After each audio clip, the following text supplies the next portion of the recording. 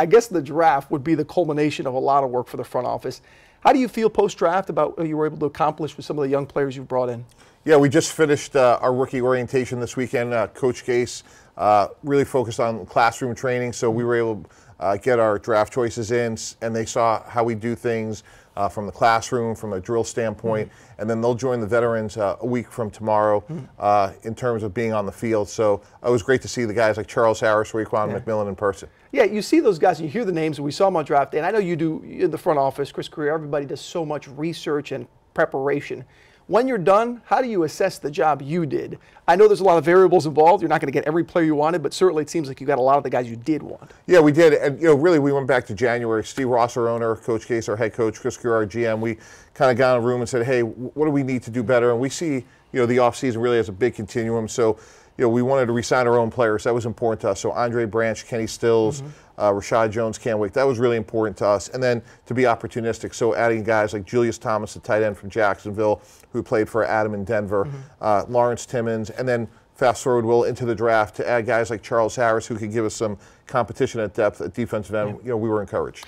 There's no doubt last year's a playoff team, and I think a lot of people, maybe not from the inside, but from the outside, were surprised. This team made a big jump with Adam in year one in a playoff team, but there's no question the defense is probably where you wanted to attack. Was it part of the plan, or did it just work out that way that you were so defensive heavy in the draft? Yeah, well, again, I think our plan started back, in January, and then we kind of took a look at the draft and said, hey, this could be a way that things went, and we really, we felt good that, in particular, those first three picks, Charles Harris, Raekwon McMillan, and then Cordray Tankersley, the Clemson corner, that we could add three young players at all three levels of our defense. So we felt like between some of the moves we made in the offseason, the draft, and again, like to me, the biggest improvement comes from the coaching and development of your own. And we're fortunate; we have a great coaching staff. Adam put together a really good staff, and I think our young guys, some of the guys we've drafted over the last couple of years, the Jay Ajayi of the world, that's really going to become the nucleus of our team. You mentioned the coaching staff, and it's funny, this is an off-season where we get to talk here, and unfortunately in the past, a lot of times it's a question about a coach. What's his future, what's this? Clearly not the case with Adam, especially with the job he did last year. How much easier as an executive does it make it for you where you've got your head coach and there's no real concern, you've got a guy who's got a plan in place and the confidence you have in Adam? Yeah, so I think, going back to that search, Steve Ross, Chris Greer, myself, we really wanted to say, hey, what could be, how can we build a program for the next 10 years? And as you know, Will, the face of your franchise in the NFL is your quarterback, your head coach. And with Ryan Tannehill and Adam, we feel like we're in good shape. And, those are two guys that are very competitive. Winning's important. We want to do it the right way. We have great communication. We were encouraged by last year, but we're going to be 0-0 this year. We have a lot of work to do to get going for 2017. Was it ahead of plan, or is that just a media or outsider take? Because I know in camp you set your own expectations.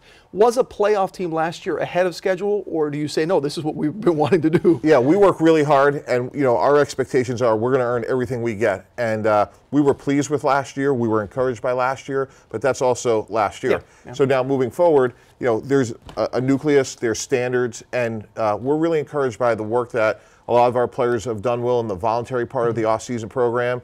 And, pretty soon we'll be talking about training camp here in a couple of short months. Yeah, there's a couple of guys I want to focus on quickly, and that's veteran guys that are leaders of your team. Let's start with Ryan. You mentioned him, and Adam said this weekend that Ryan's doing better, he's doing fine. There's not really a concern there. Any concern from you as far as how he comes back? You're pleased with the progress he's made from the knee injury? Yeah, no question. Ryan, football is really important to him. He's a great teammate. He'll be ready to go, really no restrictions. So, again, it's another year in the offense, same language. Yeah. That group of skilled players with the addition of Julius Thomas, for the most part, it's the same, Will, which is important because you want that continuity to try to take it to the next level. Big part of the continuity in the offensive line is obviously Mike Pouncey. Mike is trying to work his way back. How confident are you there? Again, Adam said that they may take it a little slow with him to make sure he's ready for those games, but is there a concern level there given a little bit of the injury history he's had the last couple of years? Yeah, I agree with Adam on that. Our goal is for him to play in the regular season games, and we'll be smart about it. And, with Mike, you got to hold him back. He's so competitive. He's so anxious to get ahead, but we're lucky he's a Dolphin. What was really impressive last year, Will, and this will never show up in any box score, but him and Rashad Jones were two guys that unfortunately had some injuries. Yeah. But our success in part was directly attributable to them in terms of working with their replacements, being around the team, encouraging them, and for us to make the playoffs after the start we had really said a lot about the character of our team. I want to get into Finn's weekend in one moment, but I want to ask you one more question. This is a question that usually executives don't like because you usually want to be a little more humble and kind of spread the wealth of success. But do you feel a little validation and feel good at the job that you've done and this front office has done, given that you had to go through a coaching change, you had to go through a lot of personnel change, and then all of a sudden you're a playoff team? Sure. I do take some satisfaction, but it's really, for me, the joy is coming in every day and working with people that are highly motivated, highly competitive, want to do it the right way, and it's a real privilege to have the position I have. There's 32 teams in the NFL. We have a great owner, Steve Ross, who gives us everything that's to be successful, and also responsibility to do things right off the field. And we're going to be doing that here in a couple weeks with Finn's Weekend. Yeah, and I'm glad you mentioned it's a good segue into Finn's Weekend. And every year we talk about it. It's a huge weekend, charity-wise. You guys at the fishing tournament. It's coming up in a couple weekends, May 19th, that weekend.